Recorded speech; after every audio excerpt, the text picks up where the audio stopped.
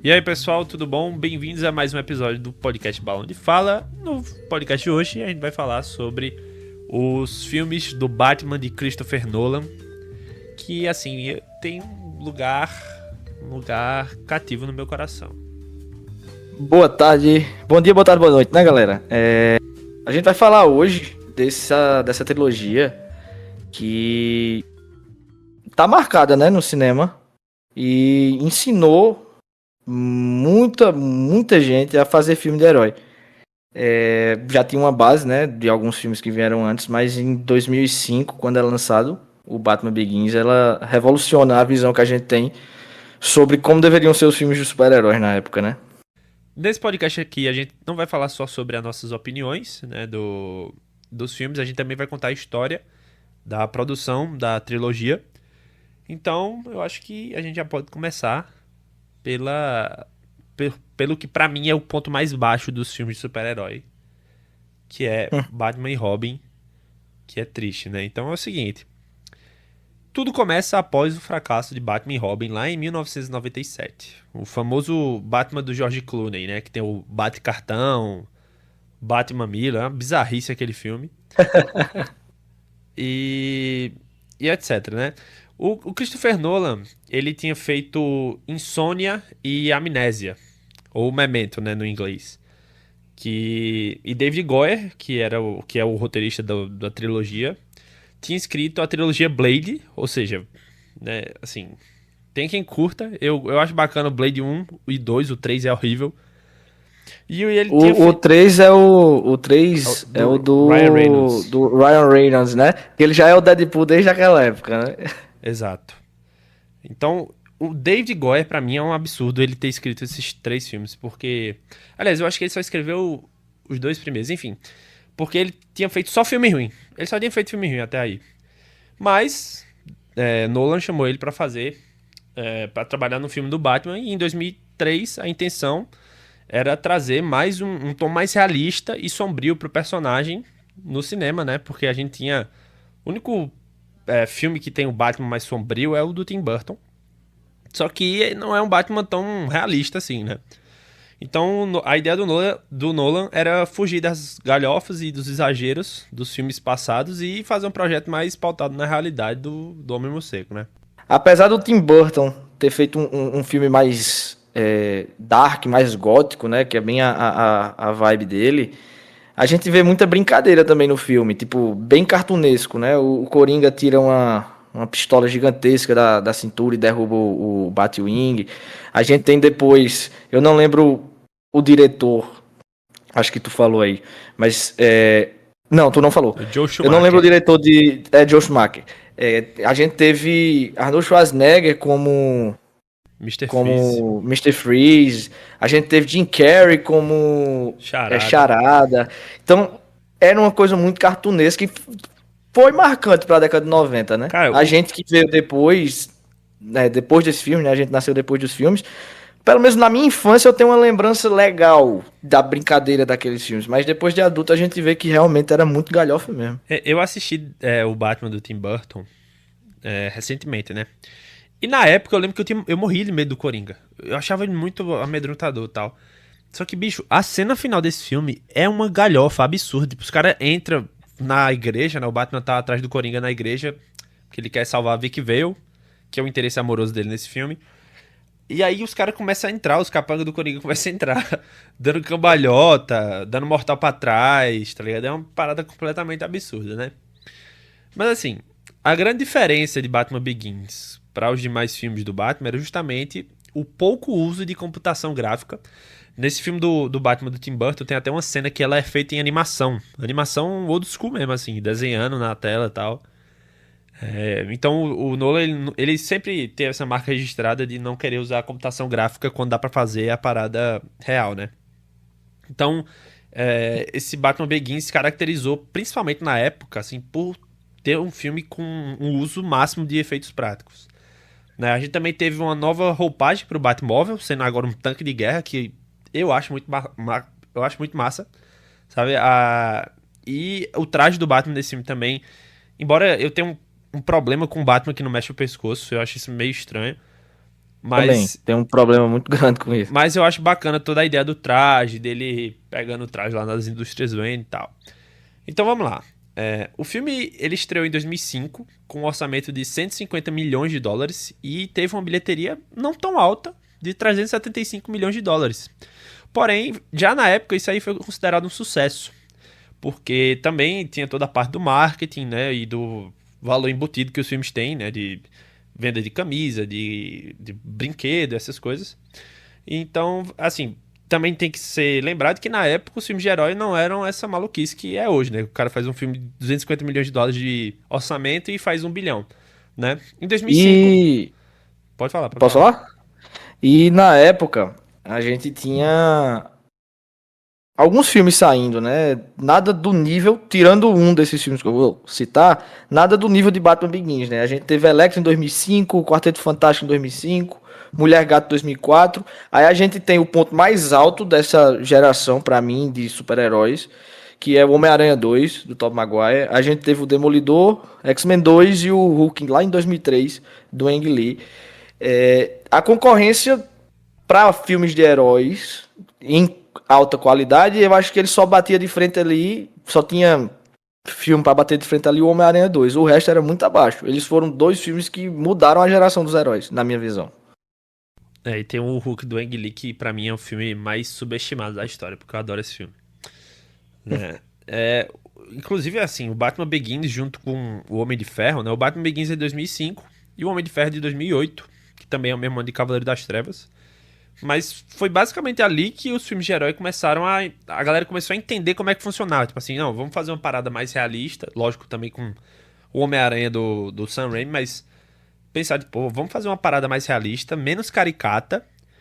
E vamos fazer uma parada que, assim, misture o melhor dos dois mundos. Vamos trazer a mitologia dos personagens dos quadrinhos para o cinema, mas também vamos deixar isso numa roupagem mais atual e mais inteligente, assim, mais real.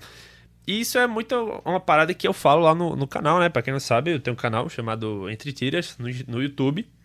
E eu falo muito sobre a adaptação de super-herói baseado nos quadrinhos, né? Porque, pra mim, assim, a grande maioria dos filmes de herói falha nessa questão de adaptação. Porque a adaptação é justamente isso. Você pegar um personagem que funciona nos quadrinhos e fazer ele funcionar usando a mesma mitologia, a mesma essência no cinema. E eu acho que o Batman, principalmente esse Begins aqui, eu acho que ele é um filme que faz isso com maestria, né? Mas vamos falar um pouco da história do filme. Se quiser começar aí... Beleza. O Batman Begins, né? A gente tem um filme de origem, que hoje em dia tá sendo cortado, né? Hoje em dia ninguém mais quer fazer filme de origem, porque alguns heróis já estão bem saturados. Mas ele vem contando a história com alguns flashbacks do que aconteceu com o Bruce na infância, né? E aí o filme já começa com o Bruce Wayne novo, jovem ainda, querendo fazer justiça com as próprias mãos, né? Matar o Joe Chill no julgamento. Joe Chill, pra quem não conhece, Joe Chill foi o assassino dos pais dele no Beco do Crime. Depois disso, o Bruce vai tirar satisfação com o Falcone. Se eu me recordo bem, ele acredita que o Falcone estava envolvido, não é isso? Não, é porque foi o seguinte, o Joe Chill, no filme ele matou os pais do Batman, né?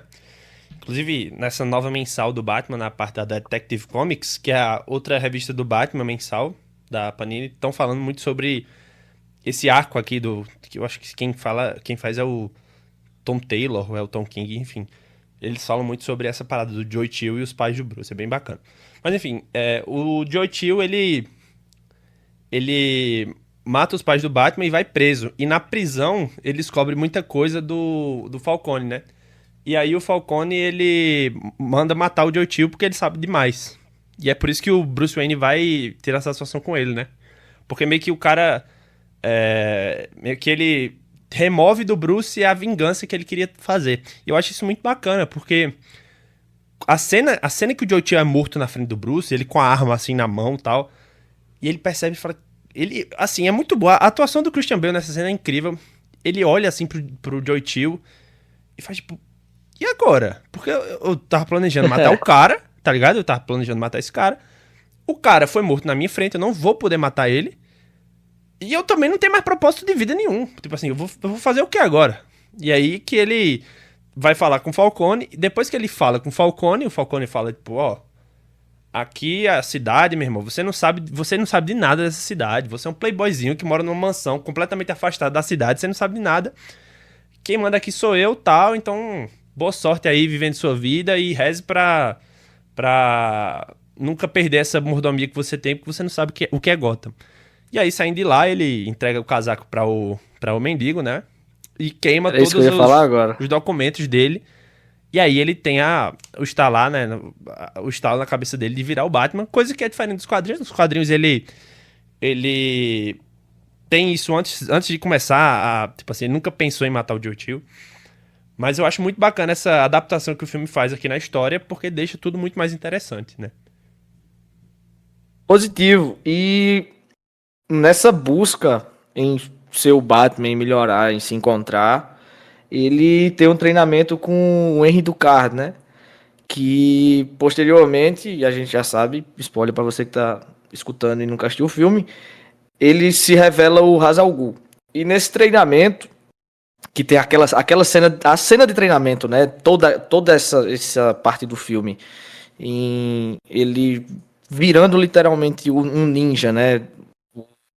Do cara explicando a ele que com o treinamento ele pode ficar invisível e ele pergunta, essa cena é maravilhosa, que ele pergunta, eu posso ficar invisível? E na mesma hora o Dukat dá uma ordem para os ninjas dele e todos os ninjas saem das sombras. E a Liga das Sombras, para mim, nesse filme é muito bem representada, pelo menos no treinamento. E aí ele volta pra Gotham e começa o seu projeto de Batman, né? De querer fazer justiça para melhorar Gotham, né? Tentar limpar as ruas de Gotham. Não, e essa cena dele voltando pra Gotham, que ele volta pras indústrias Wayne, e aí tem um cara lá que, inclusive, quem interpreta o vilãozão lá é o mesmo ator que faz o vilão de Blade Runner. Eu gosto bastante desse ator, infelizmente ele já faleceu. E aí aquele cara tá comandando a empresa, e aí, bicho, é assim, é a caricatura do playboyzão. Tipo, ó, a gente vai administrar aqui e tal, deixa comigo. Ah lá o que acontece no Homem de Ferro 1, com o Obadiah Stane querendo comandar as indústrias Stark. O cara fala, ó, Bruce, deixa comigo, eu vou te deixar mais rico, e você não se mete comigo, eu não se meto com você, e tá bom, viva a sua vida com a sua excentricidade. E aí o Batman ele vai falar com o Lucius Fox sobre a divisão de tecnologia, né, da Unitech. E aí ele começa a entender como é que funciona o traje, né? E eu acho muito bacana essa parte do treinamento dele, porque o Batman ele escapa, né, do treinamento, ele explode lá o mosteiro da Liga dos Assassinos justamente porque ele se recusa a matar um cara, né? O cara Exato. fala, ó, ele é um ladrão aqui, ele tem que morrer. Aí ele fala, não, é melhor não. Aí ele sai. E nos quadrinhos, o Ra's al Ghul, ele tem sempre essa parada com o Batman, não à toa que o Batman vira o sogro dele um tempo, que é de... Não, o Ra's al Ghul vira o sogro dele. Isso, o Ra's al Ghul vira o sogro do Batman. Porque tipo assim, o Batman ele é o melhor aluno, o melhor discípulo que a Liga dos Assassinos já teve, mas ele se recusa veementemente a seguir esse destino que o Ra's al Ghul quer pra ele de treinar a Liga dos Assassinos e ser o chefe, né? Então assim, Exato. eu acho muito legal. Inclusive, nessa parte do filme a gente já tem a introdução de vários atores incríveis que a gente tem que pontuar aqui. A gente já tem o Alfred do Michael Caine, que é maravilhoso. O Alfred desse filme é o melhor Alfred do cinema até hoje. Embora eu goste bastante desse Alfred do The Batman e do Alfred do Jeremy Irons, do Zack Snyder. A gente tem o Ra's al Ghul, que é vivido pelo Liam Neeson. O Lucius Fox, que é o Morgan Freeman. O Batman, lógico, o Christian Bale. E o Gordon é o Gary Oldman. Então, assim, olha o elenco desse filme, pô, é absurdo. Eles conseguiram nesse filme, eles pegaram um ator como o Gary Oldman, que é um ator polivalente, né? Um ator que muito caricato. Se você que tá nos escutando aí já assistiu o Profissional, ele é o vilãozão lá, de terno branco. Ele até tem uma fala dele no filme Everyone, eu acho que vocês já devem ter escutado em algum meme. E eles conseguiram montar um elenco de peso e não sei como cada um deles entrou no papel de maneira absurda. Eu só tenho uma ressalva no Liam Neeson, que é o Ra's al Ghul, né? Que tem algumas coisas que eu não gosto. Mas como ator, como para o filme, não, tirando o roteiro, como ator, eles se encaixam perfeitamente naquele filme. É impressionante. E aí depois a gente vê o Batman virando o Batman de fato, confeccionando a roupa. E aí o roteiro se dá o trabalho de explicar como é que ele ia fazer para pegar o equipamento, o que é que ele ia comprar, tal, como é que ele ia transportar esse equipamento. Eu acho isso muito legal. Toda a parada da Batcaverna, que o Alfred explica, que a caverna tem os túneis que ligam a Gotham por conta que era um projeto do avô do Bruce, eu acho muito bacana. E aí isso tudo culmina na primeira aparição do Batman, que é justamente prendendo o Falcone, que deu aquela lição de moral pra ele no começo do filme, né? E a gente tem a primeira aparição do Batman lá nas docas, né? E, pô, essa é muito bacana, assim. O Nolan, ele realmente consegue transformar um Batman nessa criatura mitológica, porque o Batman aparece, tipo... E o filme... Isso que eu acho impressionante desse filme, porque ele não é um filme piadista, não é um filme que ele tenta fazer humor. Mas nas poucas cenas de alívio cômico que o filme tem, ela é muito boa, né? Porque você tem aquela cena do Batman descendo, assim, do céu, de cabeça pra baixo, e aí o cara fala, tipo, cadê você? Cadê você? E ele fala, tipo, aqui! Aí pá, aí pega o cara, aí começa a tocar a música, e aí é muito bom, velho, é muito bom. Essa cena, eu acho muito legal, essa cena das docas, né? Com aqueles containers, porque você já consegue ver ali, pra quem leu Batman no 1, é uma comparação muito boa. Você já consegue ver ali a diferença de personalidade do Bruce Wayne que saiu de Gotham e do Bruce Wayne que voltou. Você consegue ver que também são dois personagens diferentes, são duas pessoas diferentes vivendo no mesmo corpo, né? O Batman e o Bruce Wayne. Quando ele veste o capuz, ele mantém o caráter, os pensamentos do Bruce Wayne, os pensamentos bons, mas ele usa aquilo como ferramenta para quebrar assaltante de rua. É basicamente isso. Mas quem leu Batman Ego também, se não leu, leiam. Para mim, uma das melhores histórias do Homem-Morcego. Você vê a diferença de personalidade entre os dois, e às vezes isso se conversa no filme. Na cena, pronto, tem a cena, eu não lembro se é no primeiro ou é no segundo, mas a cena que ele chega de Lamborghini com duas gatonas do lado. É no primeiro. O Bruce Wayne. E você vê que aquela fachada, o Bruce Wayne é a fachada pro Batman, né? Basicamente isso que eu tô querendo dizer. Não é o Batman que é uma máscara pro Bruce Wayne. Então, você vê o Batman surgindo. E aí começa o trabalho do Batman em Gotham de caçar os mafiosos, né? De atrapalhar toda a criminalidade organizada de Gotham. E isso acaba sendo ajudado pelo comissário Gordon, que na época não era comissário ainda, né? Era só tenente. detetive. Eu acho que ele era tenente. E a gente começa a ver a relação entre Batman e Jim Gordon, né? Que pra mim, é o pilar de qualquer história do Batman, é você ter o Jim Gordon. Eu acho que antes, o povo fala muito, né? Não existe um Batman sem Robin, não existe um Robin sem Batman. Mas pra mim não existe um Batman sem Jim Gordon e não existe um Jim Gordon sem Batman. É basicamente isso. Inclusive, falando mais uma vez sobre a mensalzinha do Batman, essa dupla, né, do Batman e do Jim Gordon tá muito boa nessa mensal nova do... Inclusive o Jim Gordon, ele tem muito... Nessa última fase agora do Chip Zdarsky, né, que tá sendo publicado agora pela Panini, o Gordon, ele tem muito protagonismo. Inclusive você vai descobrir como é que o Gordon acaba se tornando policial de novo e deixa o cargo de comissário. Mas enfim, o filme adianta, né? O Batman consegue prender todos os mafiosos da gangue do Falcone, inclusive o próprio Falcone, né? E a gente também tem, nesse começo aí, a primeira aparição do outro vilão do filme, que é o Espantalho, né? Que é vivido pelo... Cillian Murphy. Cillian Murphy, isso, exato. Que eu gosto, eu acho bacana, assim. O Espantalho é muito um bom, vilão muito bom.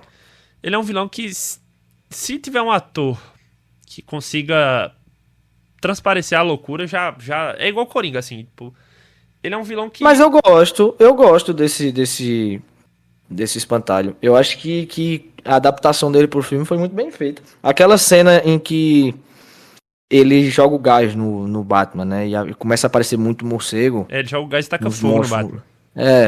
É muito louca essa cena. Aquela cena, inclusive, eu acho muito bacana, porque o Batman toma um cacete, né? Ele pega fogo, literalmente. E aí ele sai, assim, na chuva, pro lado de fora. E aí ele liga pro Alfred, igual uma criança, igual ele, sei lá, ele fazia quando ele era criança. Alfred, vem buscar. Alfred, vem buscar. Aí, que é isso, velho? Você fica, caraca, maluco. E depois ele... E a cena contrária, que é quando ele usa o gás no próprio espantalho e o espantalho vê um demônio, né? O Batman ali, mas na forma de um demônio, é imoral, pô. Essa cena é muito massa. E aí a gente tem o plano do Ra's al Ghul, que contratou o espantalho para executar esse plano, que é justamente envenenar a água de Gotham para acabar com a cidade. Então a ideia é a seguinte, ele vai explodir todo o encanamento da cidade de Gotham, e aí com o vapor que sair desse encanamento vai envenenar todo mundo vai morrer, e aí Gotham vai acabar. O clímax do filme se dá justamente no final de toda essa trama, né? Eles já envenenaram a água de Gotham e tal. E aí tem uma ilha no meio de Gotham que é como se fosse uma favela gigantesca. Isso aí não fica muito bem explicado no filme. Eu também não entendo. Eu acho que a assim, ilha Reich é um negócio assim, o nome do filme. E aí começa por lá. Porque lá tem muita gente pobre, muita gente... muito bandido e tal. Então o Ra's al Ghul vai começar primeiro por lá. Lembrando que ele vai explodir o encanamento de Gotham usando um micro-ondas da Indústrias Wayne. E aí fica bem imbecil quando eu falo isso, mas é um dispositivo que ele é capaz de superaquecer a água a ponto dela virar vapor e aí explodir as tubulações de gás. Se você perceber durante o podcast, na maioria dos casos aqui, se as empresas Wayne, né, não existissem, muitos problemas seriam resolvidos já. Primeiro. Assim, é o dilema do Batman, né? Será que Exato. existem os vilões por conta do Batman? Ou será que o Batman existe por conta dos vilões? Enfim, né? Exatamente. Depois o Ra's al Ghul se mostra como Ra's al Ghul, né? Quem era o Liam Neeson, que era na realidade o Henry Ducard, se mostra como Ra's al Ghul, taca fogo na mansão Wayne, o Bruce expulsa todo mundo da mansão, tá tendo uma festa lá. E eu adoro as sutilezas na atuação do Christian Bale nessa hora, porque ao mesmo tempo que o Christian Bale ele tá sério falando com o Ra's al Ghul, ele é meio que pau no cu, assim, com a galera lá na festa. E aí o Batman... E aí eles têm o último embate, né? O Ra's al Ghul deixa o Bruce Wayne pra morrer lá, pegando fogo. A mansão Wayne. Na mansão Wayne, né? E o Ra's al Ghul vai pra a ilha Riker, que eu tô chutando o nome porque eu não lembro. Vai pra essa ilha pra começar o expurgo de Gotham. E aí o Batman vai atrás dele.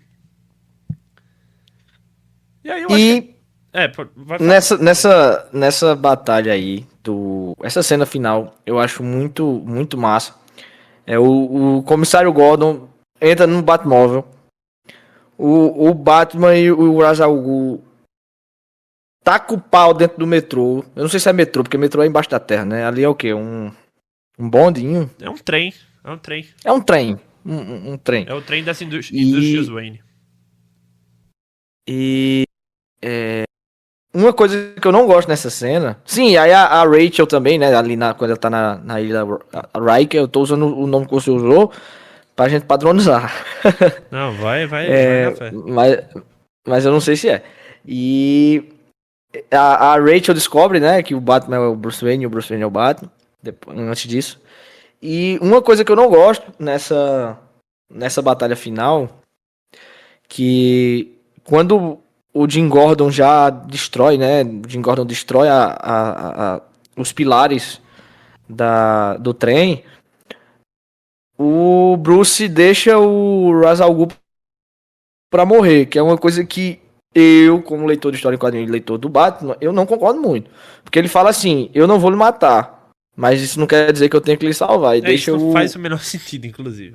o Ra's al Ghul morrer. Porque se fosse em história em quadrinho, podia ser o Coringa lá, ele ia salvar o Coringa. Pô, Ele não ia isso. matar. Como ele salva no final do segundo filme, Exato. E isso né? tem Que a muito. gente vai chegar lá. Isso tem um problema narrativo muito grande, porque o Batman ele não mata ninguém, né? E é o que acontece Exato. justamente nos outros dois filmes, ele não mata ninguém.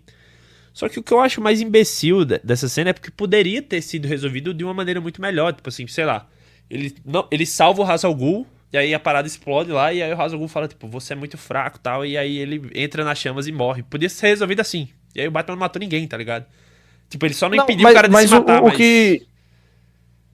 O que não faz sentido pra mim é que ele sai da Liga dos Assassinos Justamente porque ele não ia justamente matar. porque ele não queria matar alguém. E no Exato. final do filme, ele deixa uma pessoa morrer, que não faz sentido nenhum. Porque Exatamente. o Batman, por mais que o Batman casse bandidos, casse mafiosos, o Batman tenta salvar todo mundo sem julgar se a pessoa é boa ou ruim. Isso desde sempre.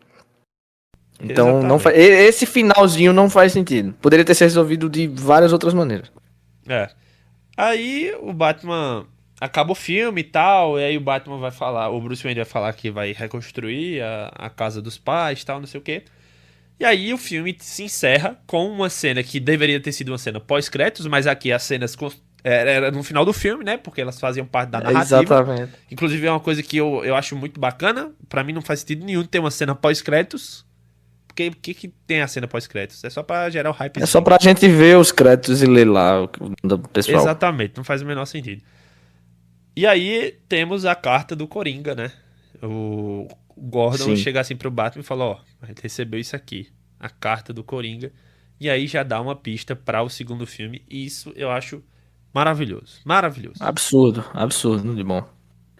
E aí a gente vem pra sequência desse filme, depois do sucesso que ele foi. A gente vem pra Batman, o Cavaleiro das Trevas, que é um marco, na minha visão, é um marco pra história do cinema. Dos super-heróis, com certeza, mas do cinema. Porque aconteceu muita coisa. Muita coisa com esse filme.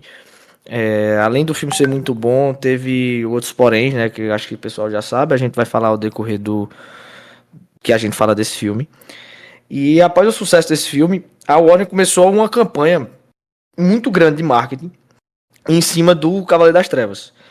Tinha tudo que você imaginar tinha. Tinha site, tinha boneco, lançando antes do filme, que normalmente a gente só tem os bonecos sendo lançados durante o filme, bem pouquinho tempo antes, só pra dar o estiga do filme. Teve campanha de marketing aqui no Brasil, acho que foi em São Paulo, e só pra assistir o trailer do filme.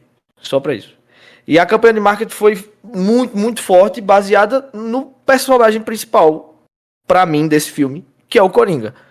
Né? Pra mim, esse filme do Cavaleiro das Trevas, ele é um filme do Coringa. Não acha não, Pedrão? Não, eu acho que é o famoso filme de dois protagonistas, né? Eu acho que. Cara, esse filme aqui é uma bizarrice, porque o Batman tá sempre em dúvida se o aparecimento dele gerou justamente isso que eu falei, né? O aparecimento dessa galera muito maluca. E aí ele tem tanto o lado do Bruce Wayne em dúvida, e ele tá sempre em dúvida nesse filme por conta da Rachel, né? Do Harvey Dent, a gente vai chegar lá. E por conta do Coringa. E o Coringa tá. Assim, eu acho isso maravilhoso e tudo isso é sintetizado naquela fala do Alfred, que ele fala assim, cara, tem gente que só quer ver o mundo pegar fogo, que é o caso do Coringa, que ele não tá nem aí. Ele fala, tipo, ó, Exatamente. eu só quero ter esse embate contra o Batman e pra mim não importa dinheiro, não importa nada. Então, assim, é um filme de dois protagonistas, né? E vale lembrar que esse aí é o primeiro filme que o Coringa apareceu após toda a construção de um palhaço psicopata e serial killer, né? Você tem o Coringa nos quadrinhos como esse maluco pirado. Tem muito naquela fase, né? Piada mortal. Isso aí todo mundo já conhece. Mas você tem ele maluco ali no final da fase do Batman, que é coroada com o filme do Tim Burton. Ou seja, no filme do Tim Burton a gente já tem um Coringa mais lelé. E esse aqui foi o primeiro Coringa a levar isso para o status que a gente conhece hoje em dia nos quadrinhos, né? Então aqui o Coringa é um psicopata, serial killer, e ele deixa pra trás toda aquela galhofada que era o Coringa da Era de Prata dos quadrinhos e o Coringa do Jack Nicholson, que por mais que seja uma adaptação bem bacana, muita gente goste, é um Coringa mais galhofa, né? Um Coringa mais piadista, um Coringa mais caricato e tal. Então assim, o hype pra esse Coringa, pra esse filme era real, entendeu? Na época. Sim. A, a cena inicial do filme, né? A gente vai falar um pouquinho depois. Ela já é absurda. Vale lembrar também que o Heath Ledger, ele leu algumas histórias em que o Coringa era um personagem principal, né? Vou usar o termo que você usou, que temos dois nesse filme. E ele leu A Piada Mortal, como você falou, Asilo Arkham, pra quem não leu, leia. Muito bom. Mas ele citou também Laranja Mecânica. Pra quem não assistiu Laranja Mecânica ou leu o livro, é absurdo, assim, de violência, de loucura, sabe? Infelizmente, acho que a gente sabe, né? Todo mundo já sabe. Ele morreu, Heath Ledger, o ator que fez o Coringa. Ele faleceu no dia 22 de janeiro de 2008. Um pouco depois da conclusão das filmagens. Ele nunca viu o filme finalizado. Teve o Oscar póstumo, né? Eu acredito que foi o primeiro Oscar póstumo do Oscar. Tu me confirma essa informação, Pedro? Então, bicho, eu acho que... Eu acho que foi porque o Charlie Chaplin recebeu ainda em vida, né? Que eu lembro, foram esses dois. Mas eu acho que foi o primeiro Oscar póstumo que teve. Póstumo porque ele concorreu de fato, tipo assim... Não foi um Oscar que deram porque ele morreu, não. Ele tava concorrendo ao filme, só que ele tinha morrido, né? E aí não... não tinha como fazer. Tanto que quem recebeu o prêmio foi a família dele lá na cerimônia. E vamos voltar a falar do filme, né? A ideia original do David Goyer era fazer uma continuação com o Coringa e Harvey Dent como novos personagens, e que deu absurdamente certo. Originalmente a intenção era fazer com que a transformação de Dent se desse apenas no terceiro filme, ou seja, a gente ia ter um filme do Cavaleiro das Trevas, em que a gente teria, bem baseado, para quem já leu, em Um Longo Dia das Bruxas, que a gente tem uma tríplice... três pilares ali, né? Da justiça de Gotham. A gente tem Jim Gordon, que é a parte da polícia. A gente tem Harvey Dent, que é a parte da política, né? Da promotoria. Que corre, da promotoria, que corre atrás da justiça, de prender os bandidos. E a gente tem o Batman, que seria... O vigilantismo. Para fazer justiça com as próprias mãos. E aqueles três pilares formavam um equilíbrio absurdo. E se você já leu O Longo Dia das Bruxas, você vê que faz muito sentido os três juntos. Porque... E é bem hipócrita, se você parar pra pensar, porque você vê um policial que era pra estar combatendo o Batman, você vê a justiça que era pra estar combatendo o Batman, trabalhando junto com o Batman. E dá tudo certo. É muito bom. Leiam essa também. Eu vou deixar, na descrição, vou deixar uma listinha das histórias que a gente citar aqui vou deixar o link no podcast. Pode ser. Pronto, melhor. Deixa o link pra compra. E ele queria fazer com que, após esse segundo filme, de toda essa química, a gente tivesse só a transformação de Harvey Dent em Duas Caras no terceiro filme. Só que Christopher Nolan foi meio contra, porque queria que o filme fosse completo e o mais fechado possível. Ou seja, ele começasse, tivesse uma história contada e fechasse ali. Tanto que se você assistir, se você souber o básico de Batman, você assistir o Cavaleiro das Trevas, você entende tudo. O Batman Begins não lhe deixa faltando nada. Só uma pontinha ou outra, mas nada que vale atrapalhar na experiência. Batman Cavaleiro das Trevas teve um orçamento de 185 milhões de dólares e fez 1 bilhão de dólares de bilheteria. Não sei dizer se foi o primeiro filme a atingir 1 bilhão de dólares, mas na época não era tão comum como hoje, tá? Eu acho que foi, cara. Eu acho que foi, tipo assim... Eu acho que é o filme de super-herói com menor orçamento a atingir 1 bilhão de bilheteria. Porque eu acho que Vingadores, se eu não me engano, caso você não tenha visto, a gente fez um podcast sobre o começo do MCU, o último podcast que saiu. E a gente fala sobre todos os orçamentos, todas as bilheterias, as histórias, e como é que começou a Marvel Studios e tudo e tal. Só pra. Desculpa atrapalhar, Pedro, mas só pra corrigir e não ficar informação falsa.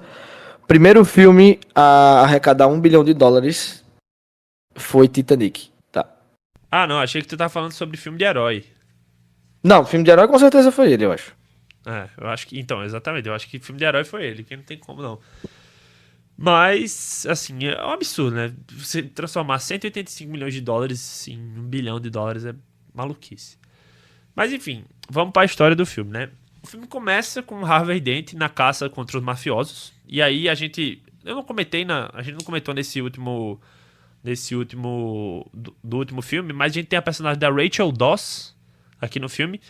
Que nesse filme, inclusive, ela é interpretada por outra atriz, né? Ela é interpretada pela Maggie Gyllenhaal, que é a irmã do Jake Gyllenhaal, o ator que faz o Mistério lá no Homem-Aranha, por exemplo.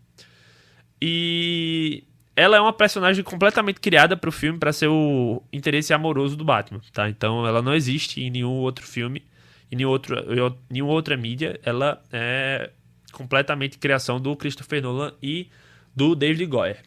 Então tá o Harvey e ela, né? Ela é meio que a assistente dele ali, a dupla dele.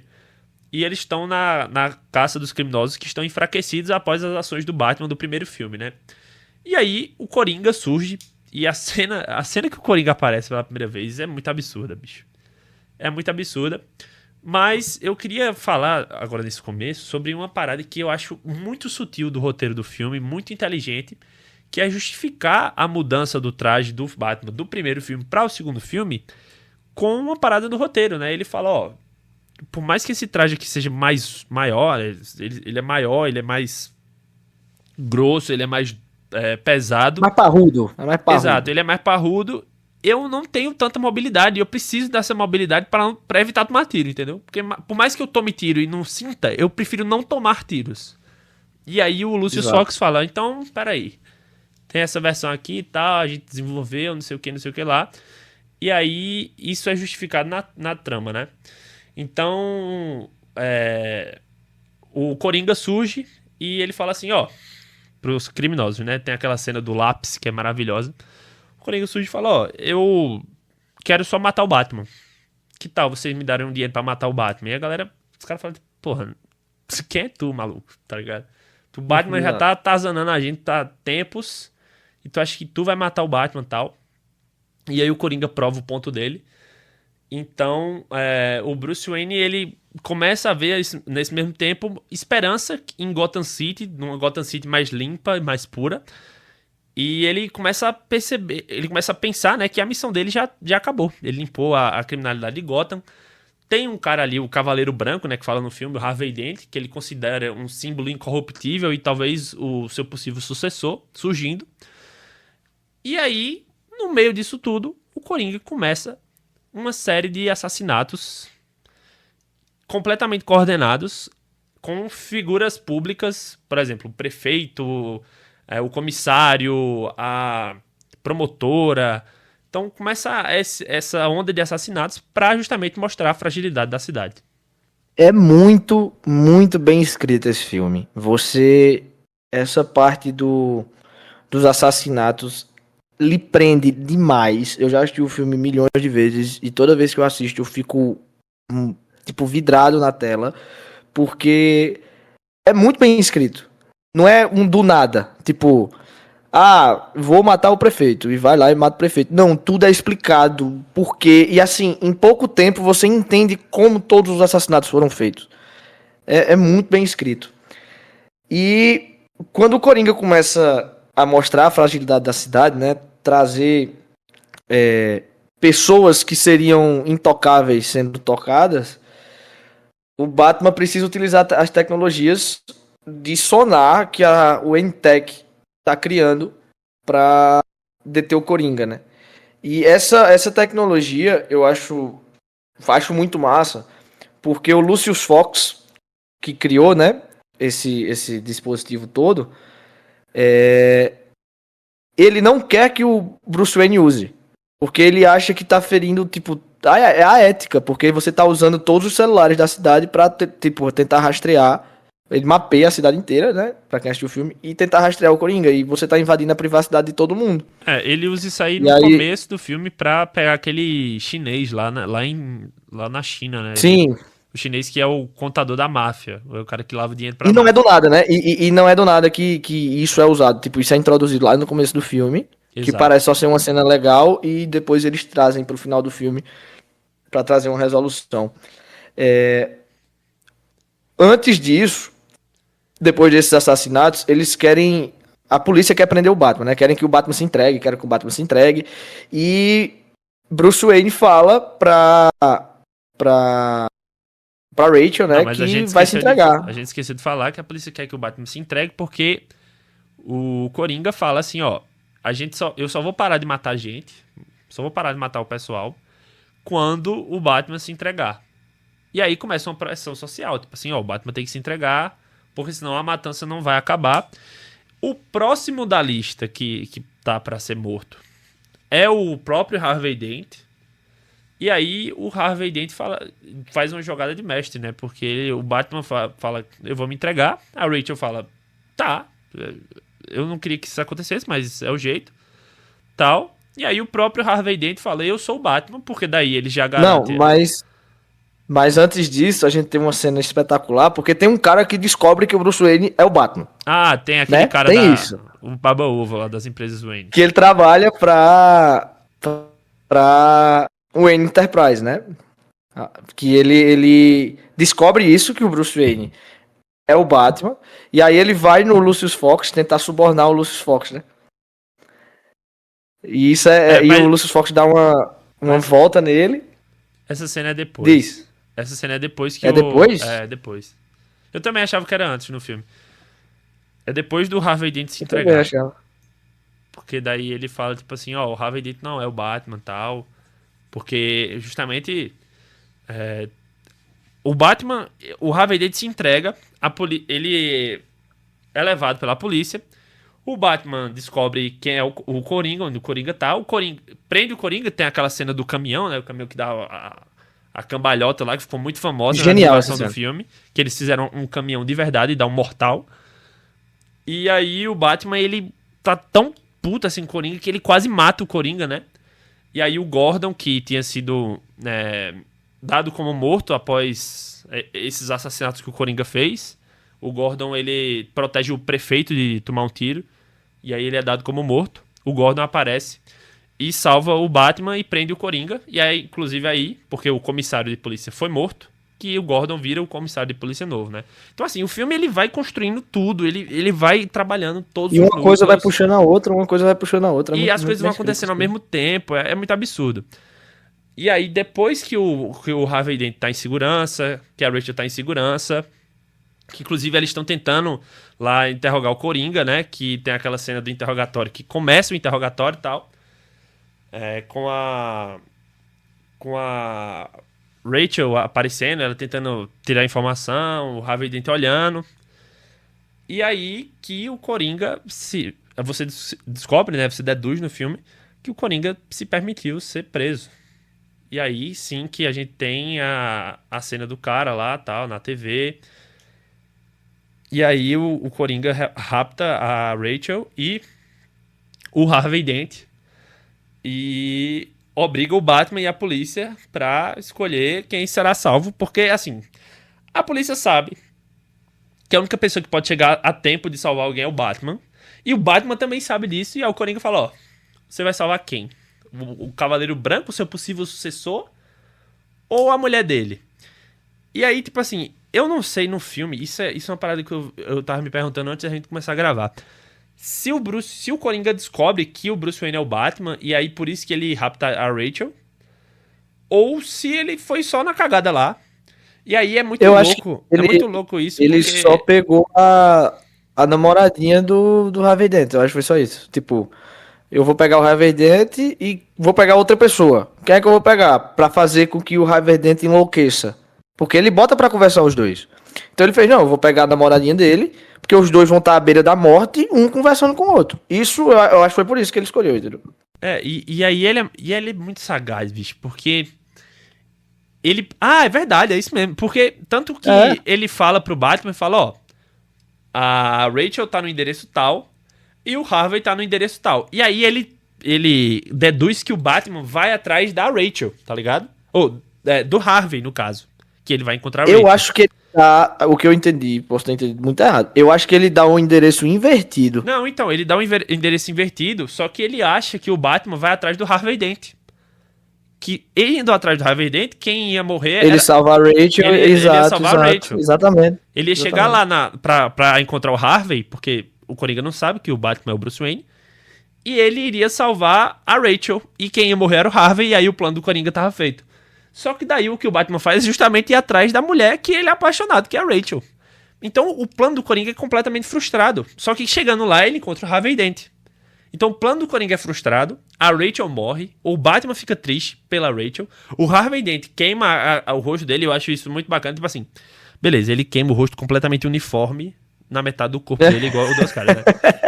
Mas eu acho muito bacana essa origem, né, porque nos quadrinhos o Harvey Dent tem essa cara de duas caras por conta de um cara que joga ácido nele, né, numa Exato, audiência. no julgamento. Mas o Batman agora ele tá sem a mulher que ele ama, o Harvey tá sem a mulher que ele ama, e aí tem a famosa cena do hospital, que é o Coringa indo atrás É o que deu o Oscar pro cara. Se o cara tivesse vivo, ele teria ganho o Oscar por conta daquela cena, porque o improviso dele é absurdo. Pra quem não sabe, ele bater no detonador lá é totalmente improviso. ele aciona o detonador, né, no hospital, e não consegue. E o detonador não explode, a bomba não explode, o hospital não explode. E aí ele fica tipo, ué, por que não tá funcionando e tal? E depois explode, e aquilo ali foi tudo improviso. Nessa cena do hospital tem uma parada que pra mim também tipo assim, é um ponto engraçado do filme. Eu acho que não foi proposital, acho que eles não se ligaram nisso. Que é o Coringa, ele se veste de enfermeira. E ele bota uma máscara. Só que o Coringa bota uma máscara e ele fica com o olho pintado de preto, a testa branca, todo suado, todo pintado errado. E aí ele vai no quarto do Harvey Dent, que tá lá internado. E olha pro Harvey Dent, tá conversando com o Harvey Dent, e o Harvey Dent não sabe quem é.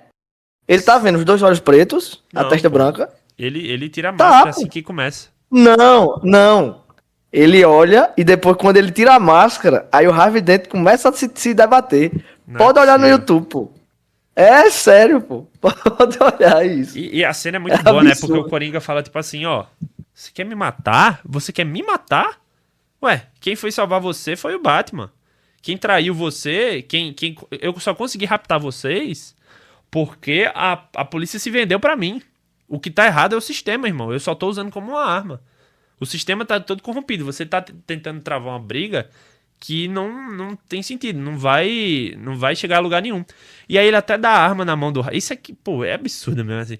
Ele dá a arma na mão do Harvey Dent e fala, ó, então, pronto. Você quer fazer sua vingança? Vá, atire em mim. Atire em mim, vamos ver o que vai ser de você daqui pra frente. Então ele planta a sementinha na cabeça do Harvey Dent, tipo assim, ó, não sou eu teu inimigo. O teu inimigo é o sistema. O teu inimigo é o Batman. O teu inimigo é o Gordon. Porque essa galera que não acreditou em você quando você falou que a polícia tava completamente comprada. Agora o Gordon tá lá com a promoção dele. O Batman tá feliz da vida porque a cidade tá gostando dele e ele zerou a criminalidade e você tá aqui, sem metade do seu corpo. E aí o Harvey Dent faz tipo assim, então vamos decidir aqui na moeda. E aí começa nessa parada da moeda. Tipo assim, ele já faz isso nas outras vezes no filme, mas aqui começa de fato. E aí o Harvey se solta lá e vai em busca de vingança.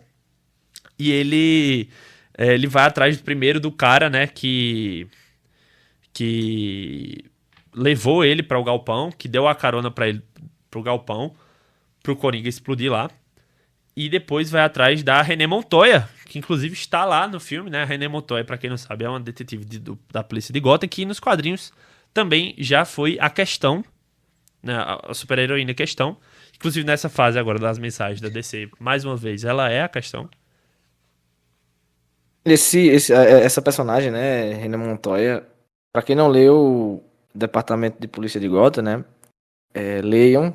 Ela é, tipo, uma personagem muito importante lá. E bem caricata. Bem legal mesmo.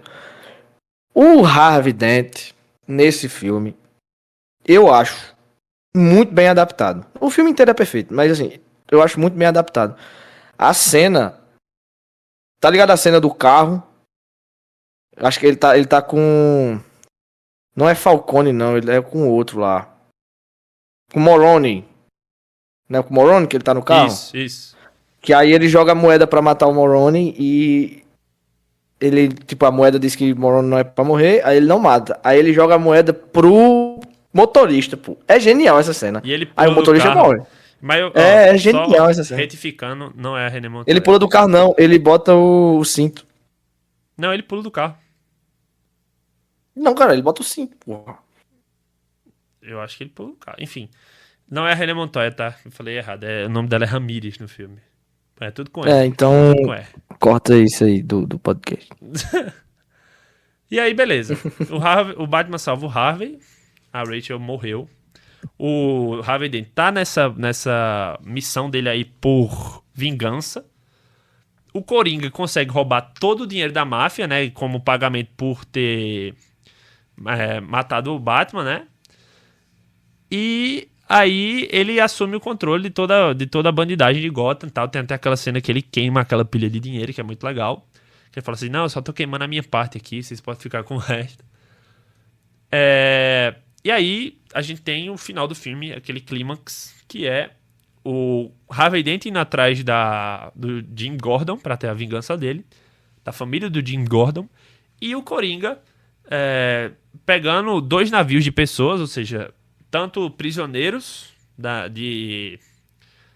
Putz, eu não lembro o nome da prisão Eu não sei se eles falam que é a mesma prisão do Esquadrão Suicida. Enfim, tem uns prisioneiros num barco que estão indo pra prisão e tem civis que estão atravessando a ilha, né, de Gotham. E aí ele dá o detonador para os 2 civis, para ambos os barcos, para eles decidirem quem vai morrer. Ou seja, se um morrer, o outro não explode e vice-versa. Então cabe à população decidir quem vai se matar. E aí a atitude do Coringa é justamente mostrar a hipocrisia da população, né? Porque todo mundo ali tem defeito, todo mundo ali já cometeu atitudes questionáveis, mas acham que consegue controlar a vida um do outro. E é justamente aquela parada da piada mortal, né? Ele até fala... Ele não fala com as mesmas palavras, mas ele fala tipo assim, todo mundo tendo um dia ruim pode se tornar um louco igual a mim. E então... Exatamente. O Batman vai atrás do Coringa, e é nessa hora que ele usa o sonar pra ir atrás do Coringa, descobrir onde ele está. E aí o Lucius Fox fala até, irmão, terminando aqui eu vou me demitir e tal.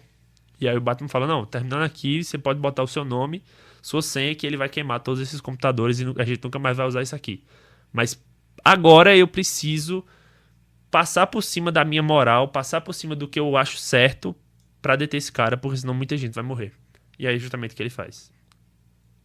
Exatamente. E essa cena, é como tu falou antes, ocorre tudo ao mesmo tempo. Tá acontecendo tudo ao mesmo tempo. Tá o pessoal nos barcos, presos, sem conexão com os outros, só com um detonador na mão.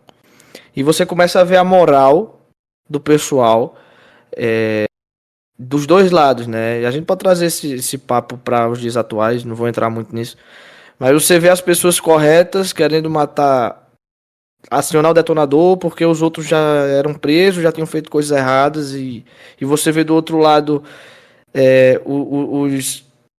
os criminosos calados em grande parte do tempo. E depois tem uma cena absurda eu não lembro o nome do ator, é um ator bem famoso, bem fortão, né, que é o criminoso que pega e joga o detonador pela janela. E a gente tem, ao mesmo tempo que tudo isso está ocorrendo, a gente tem o Batman bem estilo para quem já jogou a trilogia Arkham, né? Ele bem sorrateiro no prédio lá em construção, que ele acha o Coringa. Até ele começa a prender todo mundo, até entender que o Coringa foi um gênio. O Coringa pegou as vítimas, né? Amarrou elas com armas na mão e botou as máscaras dos capangas dele. E isso é genial, pô. E aí o Batman não pode bater em ninguém e a polícia não sabe disso. Então ele tem que impedir que a polícia atire nos... Qual é a palavrinha que dá, Pedro? Capangas? Não. Inocentes? Civis? Não, quando você prende alguém, Ué, tipo, sequestrar alguém, eu sou um refém, pô. refém. E aí a polícia não sabe que esses capangas não são capangas, são reféns amarrados, né? Então o Batman tem que lutar contra a polícia pra impedir que eles matem os reféns de verdade. É genial essa cena, a construção dessa cena. E aí o mais legal é porque o filme mostra justamente essa esperança, né? A galera não... E eu acho engraçado assim também porque eles botam um cara de terno, o homem de terno, o cara que quer explodir realmente a outra embarcação, e o homem negro que não quer. Ele fala, não, ó, a gente já teve a chance da gente, a gente já foi preso, Deus decidirá o que vai ser da gente. E aí ninguém tem o culhão de explodir o barco de ninguém. E aí eu acho muito bom porque o Coringa ele faz tipo... a galera não tem mais coragem. O povo não tem mais coragem hoje em dia. Aí ele pega o detonador. E aí é nisso que o Batman joga ele do prédio, né? E aí o Coringa se deu por satisfeito. O Batman me matou. Tá bom. O Batman quebrou a sua regra. Ele já é um vilão. E aí o Batman salva ele. E aí você tem o final do filme porque o Batman agora tem que ir até a casa do Gordon e impedir o Harvey Dent de matar o filho do Gordon. Até a casa não, até um galpão abandonado, né? E aí ele vai até lá. E aí você tem o final do filme, né? O Batman tenta impedir o Duas Caras. E aí os dois, tipo assim, na tentativa de impedir o Duas Caras, eles acabam caindo de cima do prédio, os dois. Então, assim, os dois caem no chão, o Duas Caras morre, o Batman não morre por conta da roupa dele, né? E aí o Batman até fala, ó, eu vou me sacrificar por Gotham, basicamente. Ele fala isso, ele fala, ó, o Harvey Dent agora é o herói, pode falar que ele foi o herói. E o Batman assume a culpa pelos crimes, pela matança que o Harvey Dent fez, né? Por todos essas vinganças que ele cometeu, né? Matou o dono do carro, matou o piloto do carro do Maroni, né? E aí o filme acaba com isso, o Batman se sacrificando, né? Virtualmente se sacrificando. O Harvey Dent sendo uma... Como é que a gente pode falar? Um Marte. Um Marte, exato, pra Gotham City. E o Batman meio que se aposenta, né? No final desse filme. E a ideia do Nolan, desse próximo filme, era justamente... Não, mas peraí. Que o filme não acaba assim. O filme acaba com um dos melhores finais de filmes de super-herói que eu já vi na minha vida. O discurso de James Dean Gordon, no final desse filme, é de arrepiar. Independente de quantas vezes você vê esse filme. Porque o filho dele não consegue entender... É isso aí. Verdade. Por que a polícia vai caçar o Batman? E aí, Gordon, depois de um discurso maravilhoso, que eu não vou fazer o discurso aqui, ele fala, porque ele não é o que Gotham quer, ele é o que Gotham precisa. E exato. O que Gotham precisa agora é que ele assuma toda a culpa para que Gotham se salve. Ter uma nova chance, exato. Isso é absurdo, pô. Isso é muito Batman, pô. Isso é muito Batman, velho. Sério mesmo. E aí, o filme termina. Não dá nenhum gancho de um próximo filme. Não tem. Inclusive, eu acho que o próprio Nolan, ele tinha até um rascunho do que ele queria fazer no terceiro filme, só que envolvia o Coringa. Como o ator do Coringa, Heath Ledger, morreu. E ele não ia achar outra pessoa pra substituir o Heath Ledger, porque agora o Heath Ledger é insubstituível. Assim, não tem ninguém no mundo que vai fazer o Coringa igual o que ele fez aí. Não vai dar. E aí o Christopher Nolan falou, tá bom, já fiz aí 2 filmes de muito sucesso. Valeu, DC, valeu, Warner. Vou viver minha vida. E aí, o que acontece é que, né, o dinheiro chamou ele de volta. né, após o sucesso financeiro e de crítica, porque Cavaleiro das Trevas foi um filme muito bem recebido pela crítica e pelos fãs. Não à toa, Se US$ 1 tivesse bilhão na terminado época. ali, se tivesse terminado ali, tinha terminado até hoje a gente pedindo uma continuação, com certeza. É. Não, era pra ter tido a continuação, era pra ter tido a Não, continuação. mas eu prefiro que eu tivesse esse sentimento de, eita, era pra esse filme ter tido uma continuação do que ter assistido esse terceiro filme.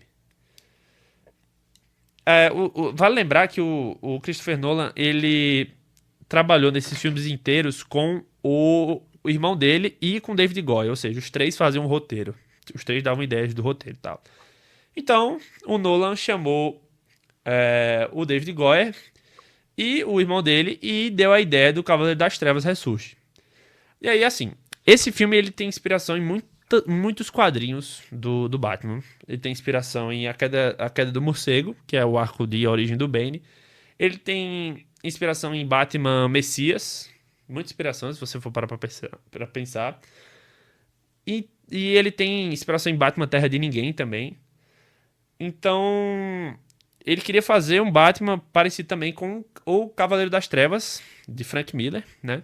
Que mostrava um Batman nos quadrinhos, né? Saindo de sua aposentadoria e retornando ao combate ao crime em Gotham. E aí é o que ele faz, né? Mas, desde o princípio, ele se demonstrou contra fazer o filme, porque, assim, na opinião dele e na minha opinião também, não fazia sentido fazer um terceiro filme sem o Coringa, né? Quando perguntado sobre fazer a continuação, ele deu uma frase que, pra mim, assim, é impressionante ele não ter seguido essa frase. Ele fala assim: quantos bons terceiros filmes de uma franquia as pessoas podem nomear? E, Exatamente. sinceramente, eu acho que só Toy Story. Eu não conheço Não, vamos um lá. terceiro filme que seja excelente, não. Se você escutou o primeiro podcast da gente, eu falo alguma coisa parecida com isso, que eu falo da maldição do terceiro filme de um super-herói. Né? Se você pegar o do Homem-Aranha é ruim, o do Batman é ruim, o do Homem de Ferro é ruim. Poucas são as situações que a gente tem um terceiro filme bom, né? De super-herói ou de qualquer outra coisa. Se você pegar de volta pro Futuro, os dois primeiros são perfeitos, o terceiro é bem estranho. Não é que é ruim, mas é bem estranho. Se você pegar Exterminador do Futuro, da mesma forma. Então, a sensação que eu tenho é que nesse terceiro filme, como o Pedro acabou de falar, ele teve muita inspiração em várias coisas, botou numa panela e tentou tirar as melhores partes de cada história. E não deu certo, na minha visão, não deu certo. Pois é. Aí, o presidente da Warner na época, Jeff Robinov, ele queria muito um novo filme do Batman, porque, primeiro, tinha dado muito dinheiro, e isso era o mais importante na cabeça dele. E ele queria um filme de peso, um título de peso, pra bater de frente com os Vingadores, né? Que iam sair em 2012. Então, pra quem não se lembra, o Batman 3, né? O Cavaleiro das Trevas Ressurge, ele vem junto com os Vingadores. E aí, o Nolan explicou que enquanto ele estivesse dirigindo o filme, o Robin era uma ideia fora de cogitação. Então, a gente não ia ter um Robin nesse filme, que foi uma parada que a Warner pediu pra ele adicionar, porque queria trazer um público infantil também. Mas na cabeça dele não fazia sentido, porque afinal de contas o Batman é um jovem, né? Não ia ter tempo hábil de desenvolver essa parada do Robin. E em 2010 o filme começou a ser produzido. David Goyer, que foi o roteirista dos outros dois filmes, ele saiu pra fazer O Homem de Aço. Se você viu o vídeo do meu canal lá, do Entre Tiras, você sabe a minha opinião sobre esse filme, né, que eu não sou nem um pouco fã. E o roteiro ficou encarregado pelo Nolan e o irmão dele. E aí, em 3 meses, Nolan e Jonathan, Christopher Nolan e o Jonathan, eles terminaram o roteiro e em setembro de 2010 ele confirmou o seu retorno para dirigir mais um filme e o último filme da trilogia do Batman. O Coringa não retornaria ao filme, logicamente, né? E o Nolan se recusou a utilizar cenas excluídas de Heath Ledger para botar nesse filme aqui, coisa que ele podia ter feito, tá? Ele também descartou o Charada e o Pinguim como vilões desse filme, mesmo com a pressão do estúdio. A Warner queria escalar simplesmente Johnny Depp pra ser o Charada e Leonardo DiCaprio pra ser o Pinguim. Inclusive, esse Leonardo DiCaprio como Pinguim eu gostaria muito de ver. Não, pelo amor de Deus, não. Não, eu queria. E aí a gente teve o filme. O filme fez mais bilheteria que o Cavaleiro das Trevas, por incrível que pareça. Custou mais também, né? Custou 250 milhões. E fez uma bilheteria de 1,1 bilhão de dólares. Ou seja, foi também um sucesso de bilheteria. Esse filme, no papel, a gente pode dizer que tinham boas ideias. Eu acho que a execução foi muito mal feita, né? Vamos falar um pouco da história do filme. Ao decorrer da história, a gente vai comentando. Primeiro, o filme se passa 8 anos depois do fim do Cavaleiro das Trevas. Desde que Harvey Dent morreu. E Gotham tá vivendo um período de paz. Graças à Lei Dent, né? Pra você que tá escutando a gente, a Lei Dent, ela é uma lei que dá poder ao Ministério Público e à polícia, poderes ampliados para prender e condenar criminosos, algo que o Brasil precisa muito. A lei permitia condenar membros da máfia e do crime organizado sem possibilidade de liberdade condicional. Isso é perfeito, até para a realidade. E com essa lei, a criminalidade foi diminuindo, né? Não acabou, eu acho que se não virou o melhor país do mundo para se viver, mas melhor cidade. Mas trouxe uma paz para Gotham. Gotham não precisava mais do Batman. O Batman estava, como o Pedro falou mais cedo, meio que aposentado. E a gente tem a introdução de uma nova personagem no universo do Nolan, né? Que é a Selina Kyle. Ela é uma ladra, né? E ela invade a mansão Wayne e rouba as digitais de Bruce Wayne. Se você assistiu o filme, você vê que realmente o Bruce estava bem recluso dentro do quarto dele, não saía. Ele estava bem escondido mesmo. Acho que não só o Batman se escondeu. Ele tava todo lascado, né? Por conta da queda do último filme. Então, tipo assim, a perna dele tava quebrada. Tava quebrada não, né? O corpo dele cobrou Sequela. o preço de ter sido Batman, né? Tanto que ele anda de muleta, tá com uma barba bem grandona. Então, assim, é bem inspirado no Batman do Frank Miller, né? E aí a gente tem o surgimento de uma nova ameaça, que é o Bane, né? Um mercenário que ele é extremamente forte, estrategista e ligado à Liga das Sombras. O que acontece? Nos quadrinhos, o Bane surge na Queda do Morcego, né? No arco da Queda do Morcego, onde o Bane derrota o Batman. E aí ele aparece justamente como esse vilão que une tanto o músculo quanto o cérebro, que é uma parada que você não vê geralmente nos quadrinhos. Ou o cara é muito forte ou o cara é muito inteligente, né? A ideia do Bane, né, nas histórias em quadrinhos, ele não daria para adaptar do jeito que é fiel às histórias em quadrinhos, porque o Bane é um prisioneiro, nasceu na prisão, né? Inclusive eles tentam adaptar de um jeito diferente no filme, mas ele nasceu na prisão porque no país que ele morava, a lei dizia que se a mãe cometer um crime e ela tá grávida, o filho também cumpre a prisão. Se a mãe morrer, ele cumpre a prisão pela mãe. E ele começa a sonhar e a ver, ele tem medo de morcego, e ele começa a ver um morcego muito grande, que tem um morcego assolando Gotham, e ele faz, eu vou pra Gotham, e eu vou matar esse bicho. Eu vou acabar com a vida dele. A história do Bane, aí... A história do Bane é uma bizarrice, porque, tipo assim, ele tá preso, e aí ele vai pra solitária. Finge que morreu. E ele finge que morreu.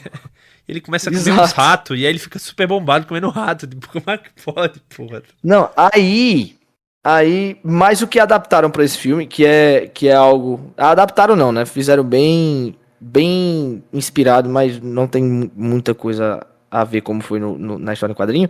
Que na história em quadrinho, como o Pedro falou, ele é muito forte e ele é muito inteligente. Então, ele vê que pra derrotar o Batman, ele não vai conseguir chegar em Gotham e trocar tapa com o Batman. O que é que ele faz?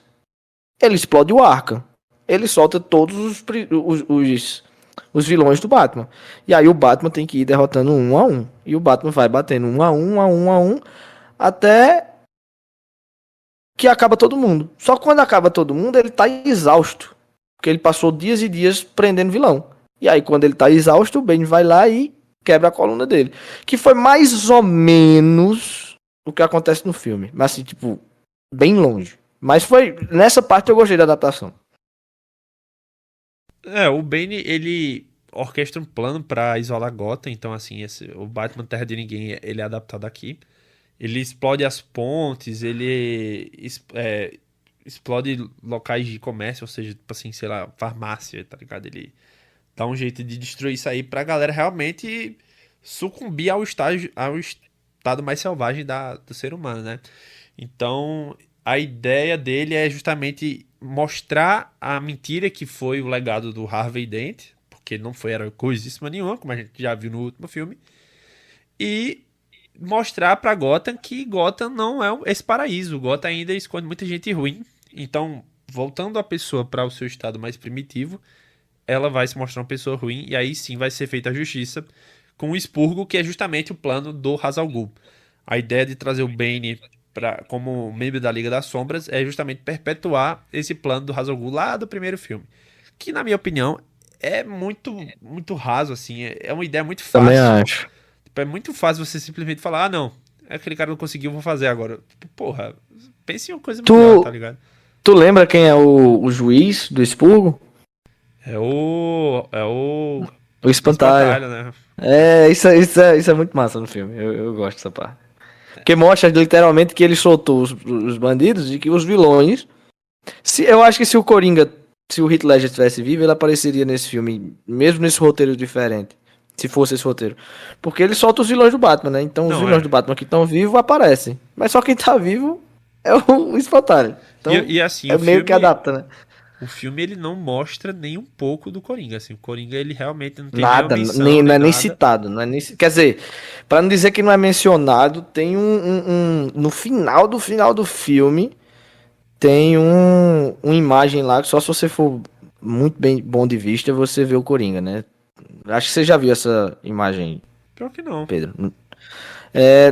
Não tem a estátua do Batman que eles fazem no final do filme? Ah, sei. Eu Pronto, lembrei aí que é o que se rosto dele, você né? é o rosto do Coringa ali, é muito massa. E aí o Batman, ele vai atrás do Bane, ele pensa, pô, o único jeito de eu derrotar essa galera é eu derrotar um chefão. E aí, tipo assim, essa ideia também é muito burra, porque, tipo assim, como assim? Então, assim, derrotou o chefão, os caras vão fazer, realmente, esse cara é muito embaçado aí. Aí ele vai, desce aos esgotos, né? Porque ele descobre que o Batman tá. Que o Bane tá escondido nos esgotos, tem uma sociedade paralela inteira nos esgotos. Que é justamente daí que vem a inspiração de Batman. Xamã não, Batman Messias? Messias, isso. E aí ele toma um cacete do Bane, porque, pô, ele tá voltando agora da aposentadoria e o Bane é um cara que treinou a vida inteira.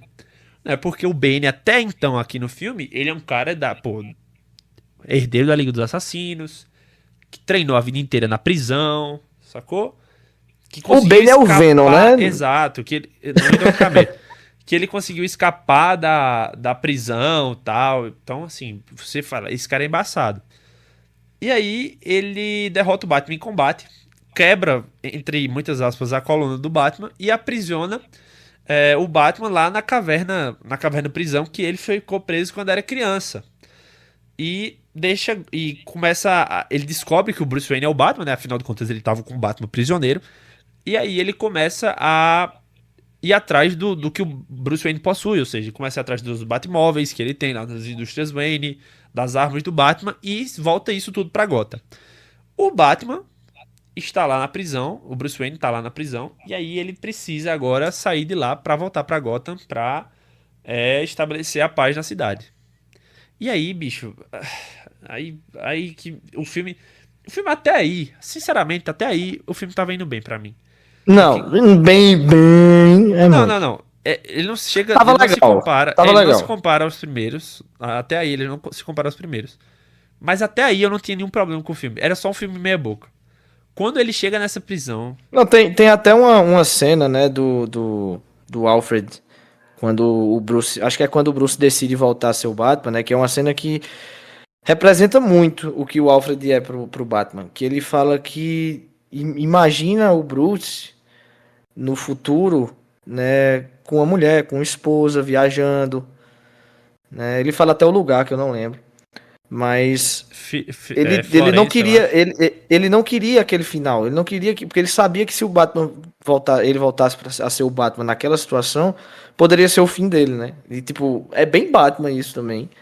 Tem pontos muito positivos esse início de filme, mas é como você falou, daí pra frente é só pra trás. Não, e assim, eu acho que essa cena do Alfred é o Nolan falando sobre os filmes. Ele falando, tipo assim, bicho, não dá mais.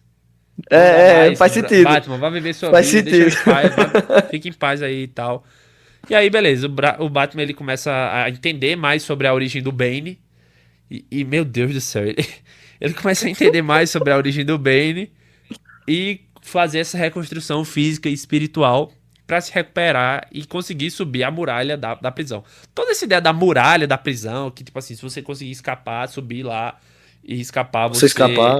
você ganha liberdade. Eu acho show, acho bacana. É legal, é É legal. uma ideia boa, mas aí que tá o problema.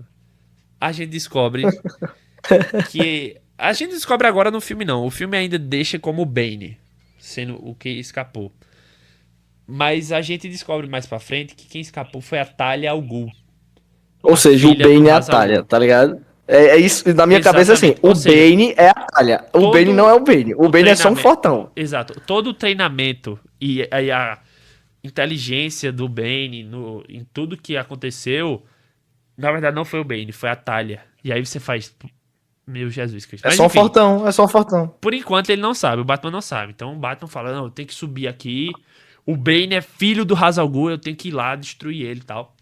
E aí ele retorna pra Gotham, depois de escalar a montanha lá. E O aí, Liam Neeson volta nesse filme, né? Porque o ele Liam tem umas Neeson tem a visões cena.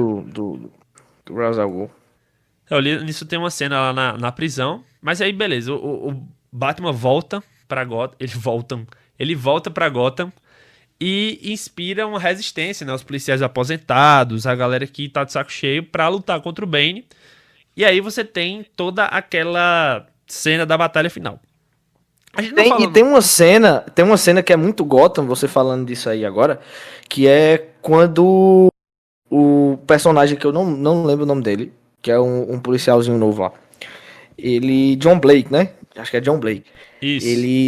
Ele vai na porta de um dos policiais, que é um dos policiais corruptos, e esse policial corrupto, ele tipo, foi corrupto a vida toda, e ele não vai ajudar. E aí ele acaba se redimindo no final. Eu achei muito. Essa cena é muito massa. Exato. Quando, quando ele bota a farda dele e vai. Tipo, a última coisa que eu vou fazer vai Ele é ser o primeiro boa. que morre, Isso é muito inclusive. foda. É. mas, mas ele se redimiu. E assim, a gente tem no começo do filme a presença da personagem que, sinceramente, eu nem botei aqui. Botei sim. Miranda Tate, que é a Talia al Ghul. A gente descobre depois que ela é a Talia al Ghul. Exato. E essa atriz, bicho, ela é boa. Ela fez aquele filme da Edith Piaf, que ela ganhou até um Oscar. Ela já era campeã de um Oscar. Nesse filme. Todo ganhador de Oscar tem um filme ruim. Pode ter certeza. E aí, a gente.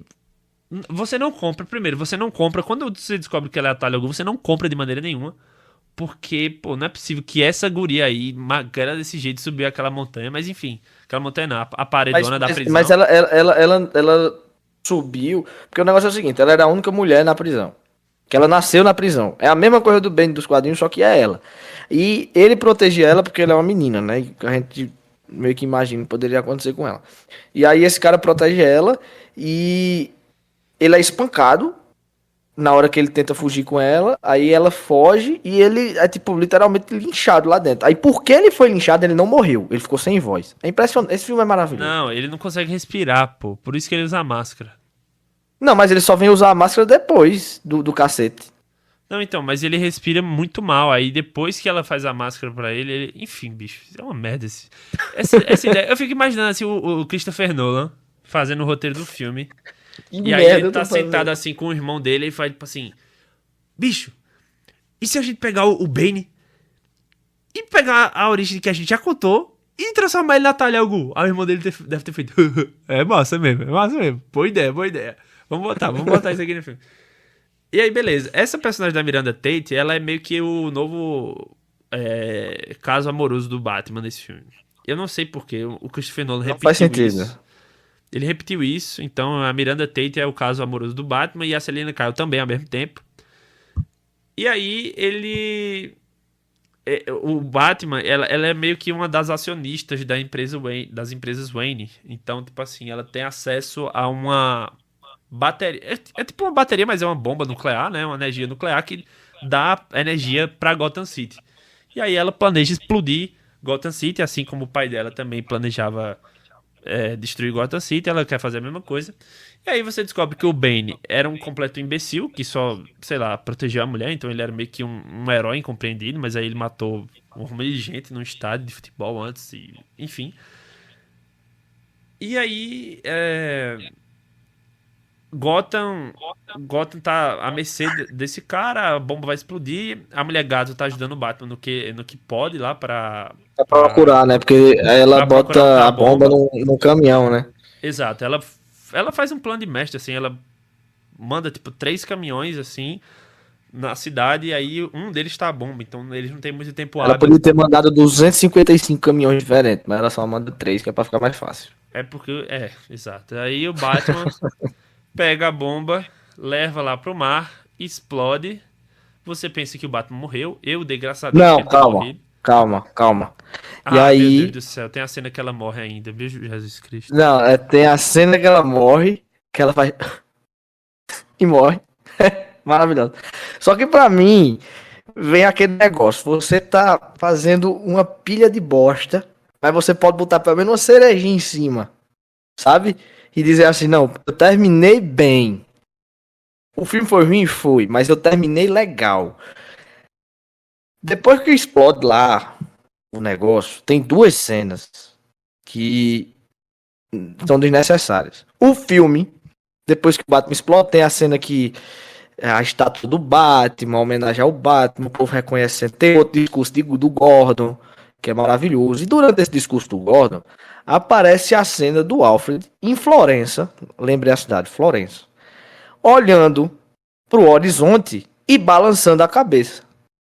O filme era pra ter acabado ali, porque você fica, porra, ele tá vivo. Não, ele morreu. Não, ele tá vivo. E você ia, tipo, deixar um negócio legal no final do filme. Aí você, além de mostrar o Bruce Wayne e a Selina Kyle na outra mesa, você mostra que o detetive John Blake vai, não sei aonde, não sei se vai no cartório, no orfanato, eu não sei onde é que ele vai, e descobre que o nome dele é Robin. Não. E não, e o É pior é muito que forçado, essa cena, ela é tão imbecil, esse final desse filme é tão imbecil, porque pensa comigo. Se ele sabe que o Batman é o Bruce Wayne tem que estar morto. Porque não faz sentido ele saber que o Batman é o Bruce Wayne, ir O na Bruce casa Wayne do tá vivo. Batman, pegar as coisas que estão lá e o Bruce Wayne estar vivo. Só que a partir do momento que o Bruce Wayne é um bilionário e ele está vivendo a vida dele ao lado de uma mulher aleatória em Florença, ele está vivo e todo mundo sabe que ele está vivo, porque ele é um bilionário. E tipo assim, cara, todo Não, mundo conhece os bilionários por aí. Tipo assim, não eu nem seria digo difícil. isso, velho. Eu nem digo isso, porque assim, não era pra ter mostrado o Bruce Wayne. Se você mostra só a cena do Alfred balançando a cabeça e acabando o filme, irmão, acabou, velho. Exatamente. Perfeito, Você não pelo menos no precisava ter final. mostrado o Bruce Wayne. E mostrar o Bruce Wayne é ruim por conta disso, pô. Porque se ele tá vivo, não tem sentido esse cara tá na casa dele pegando as coisas do Batman. Porque no final ele desce lá e aí entra na Batcaverna. E o pior de tudo pra mim é que depois desse filme a gente tem Homem de Aço. Que, se eu não me engano, sai. No ano seguinte tem Homem de Aço. E no Homem de Aço, a ideia do Zack Snyder não era usar o Batman do Ben Affleck. Não era ter outro Batman. Era justamente usar o Batman do Christopher Nolan. Como Batman do DCU. Do DCU. Mas aí faria sentido. Mas aí Faria não sentido. faria sentido porque o Batman seria esse moleque. E tanto que o próprio Christopher Nolan falou. Não, eu acho que faria sentido se, tipo, aí você ia repetir o que você fez fez no terceiro filme. Você teria um Batman aposentado e aí você ia adaptar literalmente a história do Cavaleiro das Trevas, que foi o que eles fizeram no Batman vs Superman, só que com um Batman que tinha acabado de chegar. Tipo, Mas aí ele você já era um ia ter que idoso. readaptar. Você já adaptou É, a história do exatamente. Cavaleiro das Trevas aqui. Bicho, eu acho esse filme um desserviço. Esse filme não deveria existir. O roteiro desse filme é uma bosta. Até a direção do Nolan nesse filme aqui não tem nada. É Parece ruim, que é ele fez no ruim. piloto automático. Nenhum dos atores queria estar fazendo esse filme. O Morgan Freeman não se destaca. O Michael Caine, que é um. Pô, o Michael Caine é um dos maiores atores da história da Inglaterra. Não se destaca como Alfred aqui. O Christian Bale tá fazendo isso aqui como qualquer coisa. O único cara que, sinceramente, se destaca aqui na atuação, que realmente é um cara que manda bem, é o Tom Hardy. E aí Exatamente. eles botam uma máscara na cara dele. Então ele fala assim. E aí você não Não, consegue mas entender eu o que acho acontece. massa, eu acho Nossa, legal, eu não acho dá. legal. A cena Não, do a avião cena é do avião é muito boa. maravilhosa, mas A cena do o avião é problema que muito eu tenho boa. com o Bane é porque você não consegue entender o que ele tá falando, pô. Mas faz parte desse personagem, isso eu Olha, gosto. Isso eu gosto falta ele isso fazer eu gosto nesse salsicha. personagem. Não. Eu. Porque assim, como você falou, é um desserviço esse filme. Não tinha necessidade de ter. Podia ter terminado bem. O filme é uma merda, mas tem esse finalzinho que deixa aquela pulga atrás da orelha, que deixa você saindo do cinema pensando, tipo, o que é que pode ter acontecido e tal. E seria um final legal, mesmo o filme sendo ruim. Mas é como você falou, ninguém queria estar fazendo esse filme. O povo fez pelo dinheiro. A verdade é essa. Dinheiro move o mundo. É isso aí. Não, e deu dinheiro, né? Mais um Com bilhãozinho aí. certeza. Pelo menos uns 750 milhões. Isso sem contar. A gente fala de bilheteria de filme aqui. Mas assim, é sem contar o dinheiro que gera. Porque assim, a bilheteria é realmente um número muito bacana, um número muito expressivo. E é um número que Mas serve tem pra gente. boneco pra vender. Exato. É um número que serve pra gente entender como é que foi a dimensão do filme. Mas quando você para pra pensar na quantidade de caderno, de lápis, de mochila, de brinquedo, de tudo que Skin de esse filme jogo. vendeu, é um É absurdo, pô. absurdo. E esse jogo, se eu não me engano, teve uma adaptação pra videogame. Eu acho que esse Não, filme esse teve uma filme. adaptação. Ah, aliás, esse filme teve uma adaptação pra videogame. Quando você. E o Batman tava muito forte na época, né? Porque você, além dos filmes do Nolan, né? 2008 e foi 2012, né? Se eu não me engano, esse filme. Você tinha. Em 2010 tinha lançado o Arkham. Acho que era o Arkham Asylum. É Acho 2009. que era isso. 2009, pronto. Foi o jogo do ano. Que revolucionou o videogame também, né? O modo de jogos super-herói. E tava muito forte, e estavam produzindo outros jogos desse. O Batman tava muito forte naquela época. Muito forte mesmo. Então, É. eu acho que era inevitável a gente ter um filme do Batman. Se não fosse a continuação do Christopher Nolan, eu acho que a gente já teria um reboot muito. Tipo, mesmo nessa época aí, já estaria saindo um reboot, eu acho. Não, assim, eu acho que não estaria saindo tão cedo, porque não dá pra. Cara, é porque a gente teve Batman Arkham Knight, né? Que assim, Exato. é o filme mais. Assim, como filme, como produto de filme, embora eu ache um filme do Batman melhor. O The Batman, No inclusive, caso, o Dark Knight, né? Arkham Knight é o jogo. Isso, é, o Batman Dark Knight, que é o do Coringa. Por mais que eu ache um filme. O melhor filme do Batman em si, do personagem Batman, é The Batman, na minha opinião. Mas o Com melhor, mas o certeza. melhor filme do Batman é Batman Arkham Knight. E tipo A assim. gente, a gente pode falar sobre o The Batman em outro podcast, mas é porque Isso. mostram duas facetas do Batman diferentes, né? Da trilogia Nolan, a gente vê um Batman porradeiro, um Batman ninja, e nesse Batman novo a gente vê um Batman detetive. São duas facetas do Batman que posso estar sendo injusto com algum dos filmes, mas a gente não viu ser tão, tipo, essas facetas juntas, né? A gente É. tem o no The Batman, a gente tem uma lutinha ali e tal, ele luta bem, mas você não vê a mesma coisa que você vê no Nolan e vice-versa. Vai sair um vídeo no meu canal aí nas próximas semanas sobre The Batman, porque eu achei realmente. Eu acho um filme muito bom. E eu acho um filme subestimado por muita gente. Mas enfim.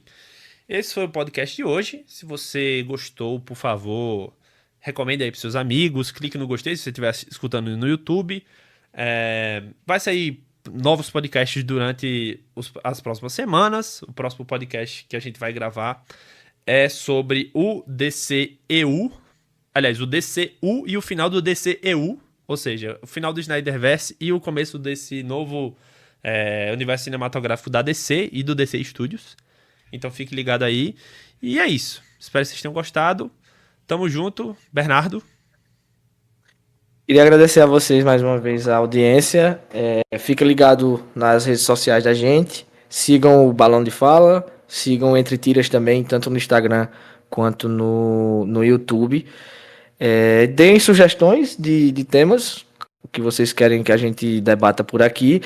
A gente vai deixar aí os links das histórias, né, que a gente citou aqui durante o podcast. Se você comprar pelo link da gente, você vai acabar ajudando a gente a melhorar a qualidade do podcast.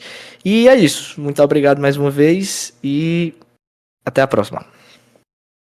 Valeu.